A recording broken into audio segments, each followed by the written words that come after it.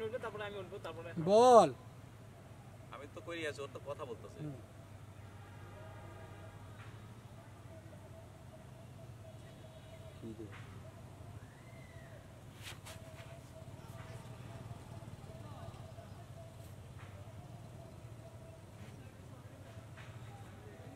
এই স্বামীর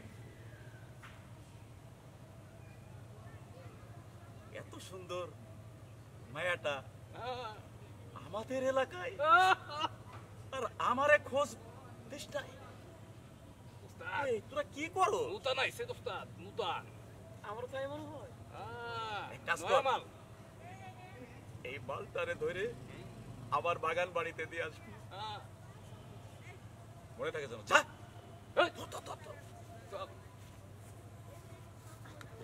পাগলার হয়ে খালি আসি